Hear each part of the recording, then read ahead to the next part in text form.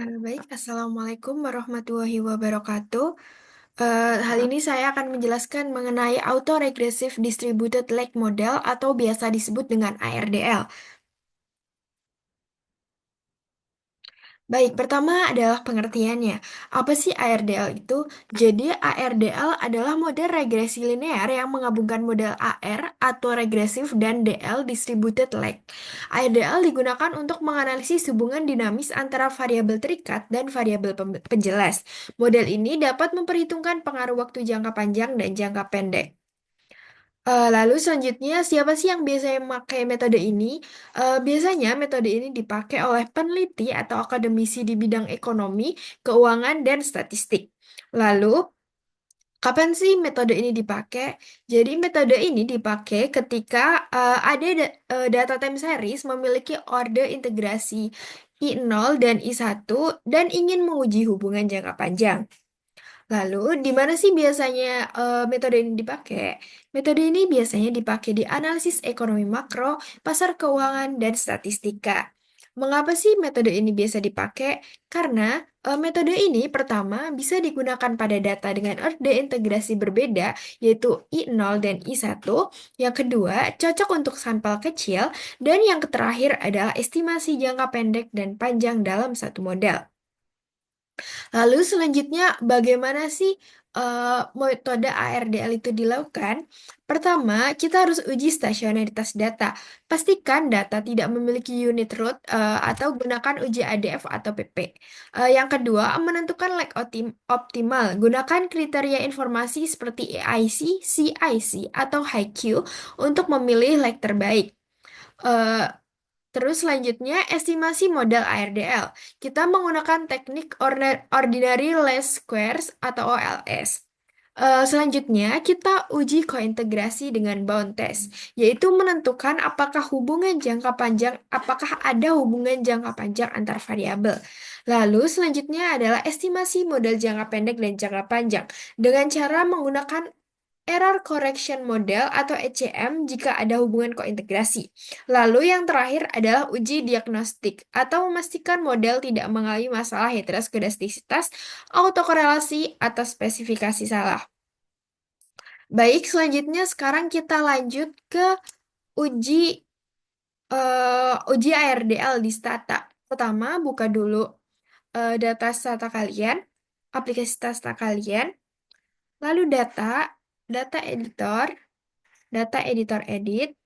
Lalu kita cari data yang mau kita analisis.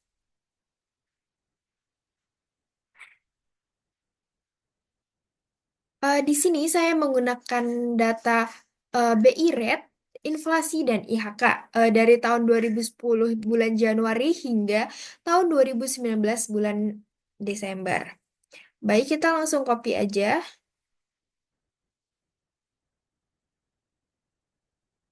Oke, Ctrl C. Lalu balik ke Stata, paste. Oke, sudah terlihat ya. Ini kalau semisal di layar kalian nanti hasilnya merah, itu biasanya karena kalau di Stata tuh pakainya titik ya guys, yang dijadiin koma. Ini kan 6,5, tapi di Stata tuh pakainya titik, jadi harus diganti dulu gitu. Diganti titik. Lalu selanjutnya kita balik lagi ke utama, layar utama. Pertama-tama, kita, pertama-tama kita generate dulu buat nentuin time seriesnya dengan cara gen t sama dengan underscore n. Lalu enter. Lalu generasi new sama dengan YM buka kurung 2010,1 tutup kurung ditambah T tambah T minus 1. Bentar, ulang ya guys. Kayak ada yang salah.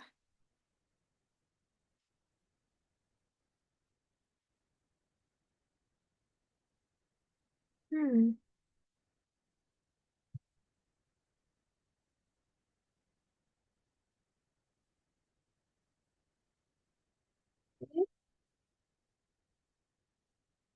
Kita lihat data editornya. Nah, ini formatnya kita ganti jadi monthly atau bulanan. Aku mau pakai sampel yang paling atas, jadi nggak usah dipencet lagi. Oke, sudah ya. Kita balik lagi ke layar utama.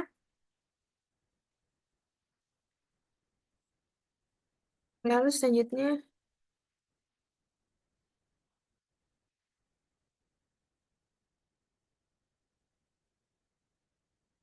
oke, ini sudah dilihat ya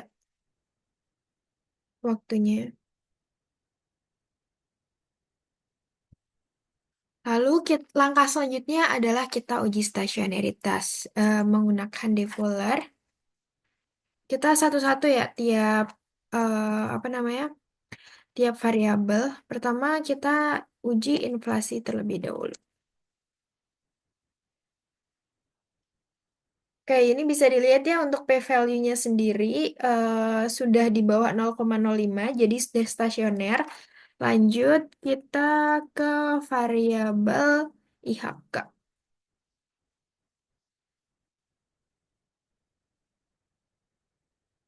Oke, ini ternyata belum stasioner ya guys, masih di atas 0,05. Jadi kita diferensiasi terlebih dahulu.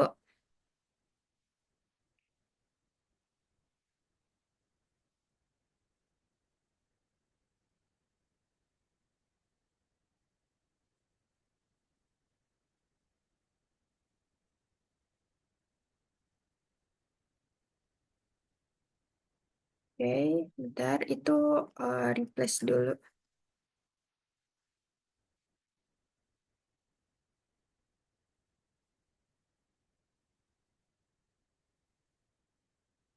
Terus DB rate sama dengan 0.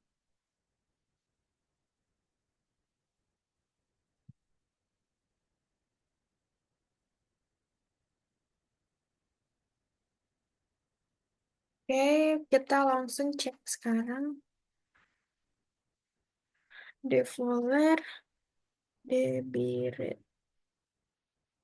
Oke, sudah stasioner ya guys. Kita lanjut biar gampang.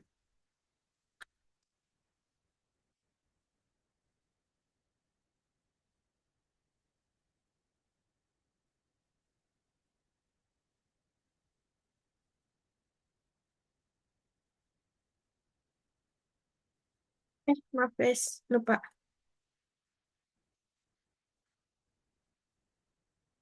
Oke, ini juga bisa dilihat ya guys, tidak stasioner. Karena ini tadi udah ya. Kita lanjut ke langkah selanjutnya aja yang replace.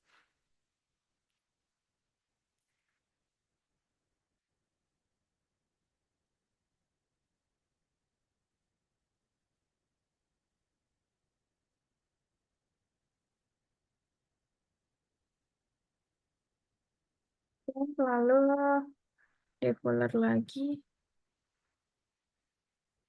DIHK. Oke, ini sudah stasioner ya, sudah di bawah 0,05. Lalu kita selanjutnya mengecek untuk lag yang bisa dipakai dengan cara pakai rumus Varsok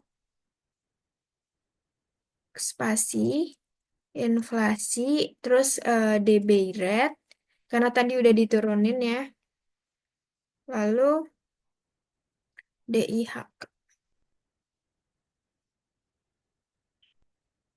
Oke, kalau dilihat dari sini, untuk lag terbaiknya yaitu dengan nilai AIC terkecil, itu ada lag 2 ya dengan nilai 5,9814. Oke, karena udah ketemu lagnya, lag terbaiknya tuh lag 2, kita langsung aja install buat ARDL-nya. Eh, pakai rumus SSC install ARDL. Bentar, ini typo. Tepuk lagi.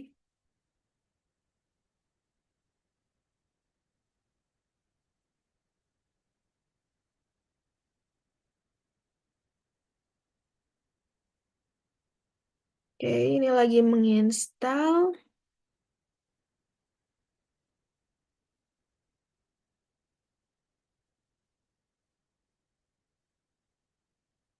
Oke, udah kita langsung cek ARDL-nya.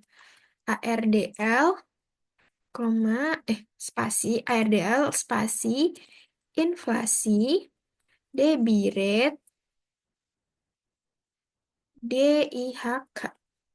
Lalu koma, kita tulis maksimum lag-nya berapa.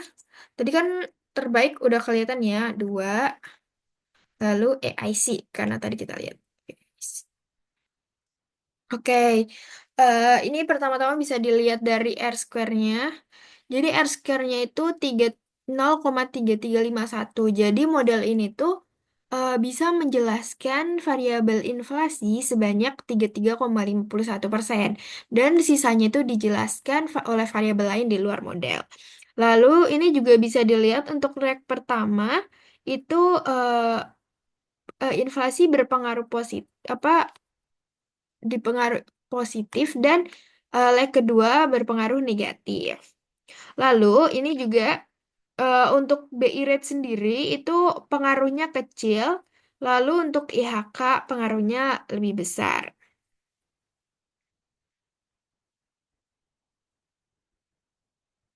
Lalu selanjutnya kita cek buat matriks buat lihat lex-nya. Matriks list lex. Ini buat ngelihat lex secara keseluruhan ya. Tadi kan inflasinya aja. X.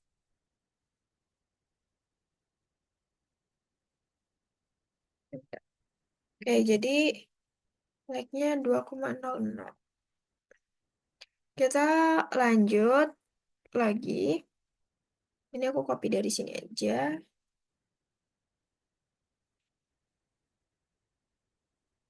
Inflasi, biret, ini dihapus. Kita pakai Lex 2,0,0 tutup kurung EC bites. Oke, pertama kita lihat buat F-nya. F-nya adalah 34,796 yang lebih kecil dari F statistik yaitu 6,36. Berarti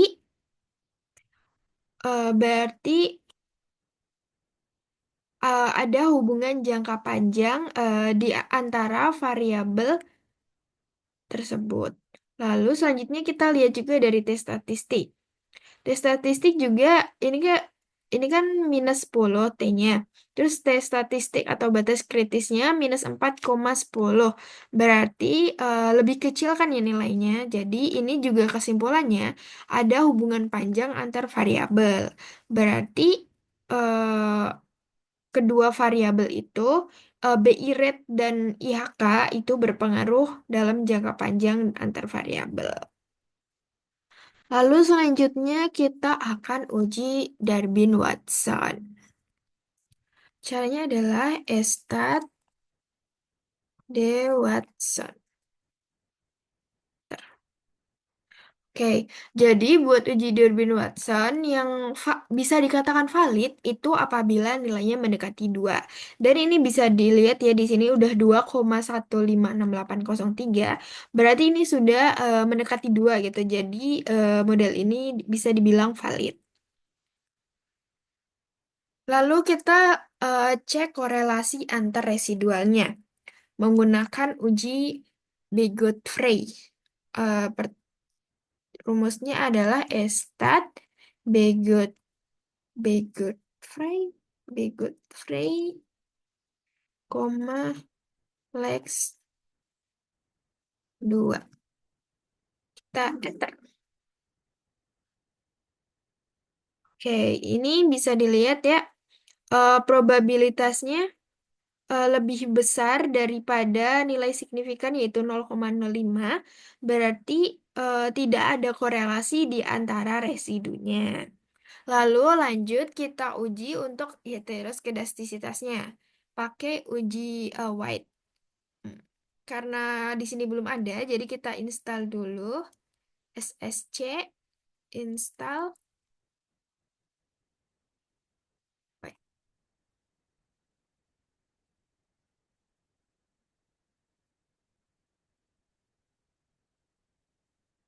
Oke, udah. Lalu kita start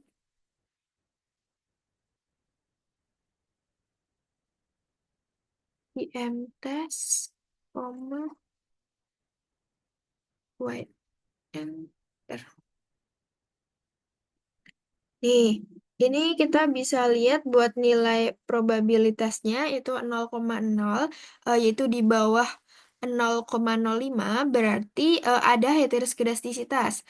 Nanti estimasi itu bakalan bias gitu kalau semisal apa namanya nggak diperbaiki.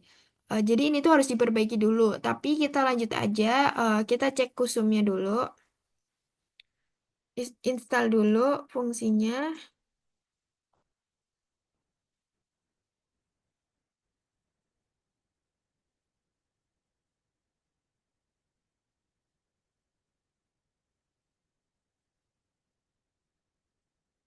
Bentar, kurang nomor.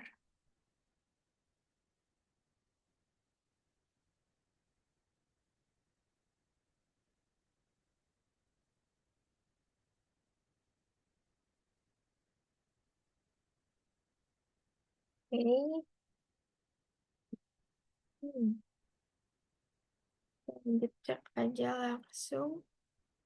Kusum, kusum 6 inflasi, inflasi, Debbie rate, DIHK ya, DIHK, koma, koma, CS, buka kurung, Jusum, tutup kurung, koma, LW, buka kurung lower, tutup kurung, koma, buka kurung, upper,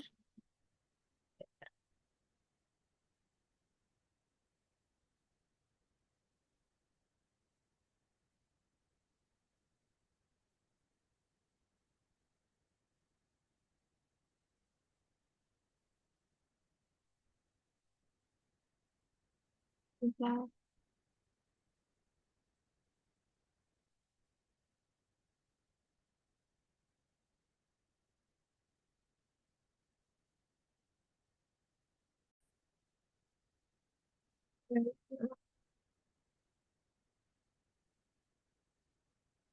Ini tadi ada yang salah ya, harusnya lower tuh kita tulis batas bawah kan kita pakai pakainya 0,05 ya, 0,05 berarti batas atasnya ini 0,5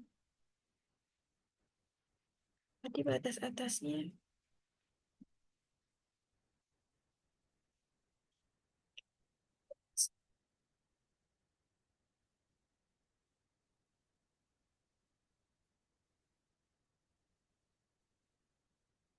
bentar kok masih invalid ya.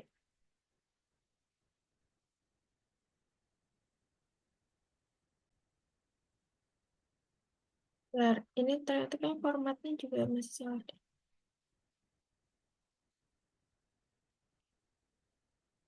Nah di sana tuh pakai titik ya bukan koma.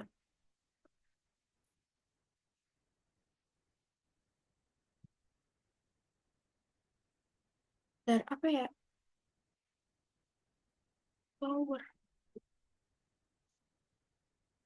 apa ini belum huruf L ya.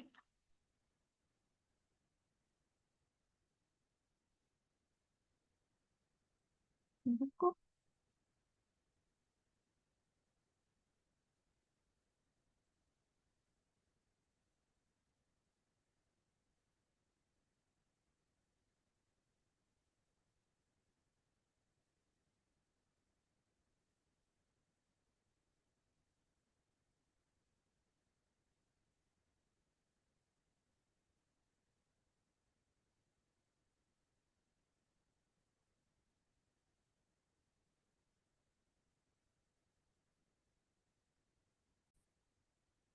Oke, kita lanjut ya. Maaf tadi nyoba berkali-kali tetap error.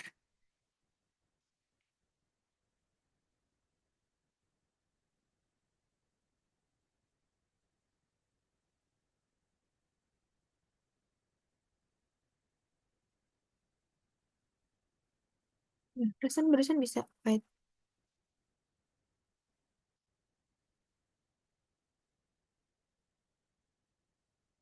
ganti nama ya. Ini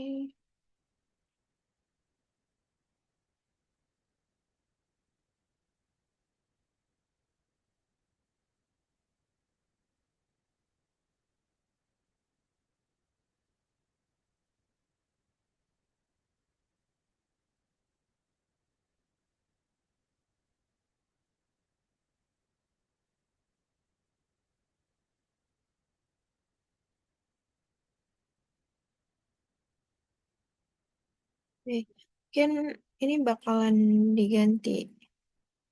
Jadi gini dulu ya, karena ini tertulis variabelnya tuh udah ada. Oke, alhamdulillah jadi bisa.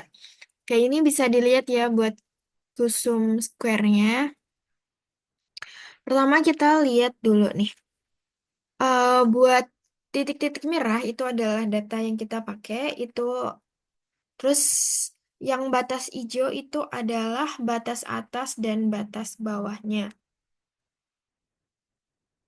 Karena hmm, bat- karena ini dilihat dari data kira-kira dimulai dari tahun 2012 hingga 2000 hingga 2016-an itu datanya ada yang keluar dari garis hijau. Solusinya adalah dengan menggunakan short test dengan membagi sampel menjadi dua periode dan membandingkan dengan model regresinya. Atau bisa menggunakan model BB Peron atau Count Andrews jika ada. Oke, baik. Mungkin sekian penjelasan dari aku. Kalau semisal ada salah, mohon maaf. Wassalamualaikum warahmatullahi wabarakatuh.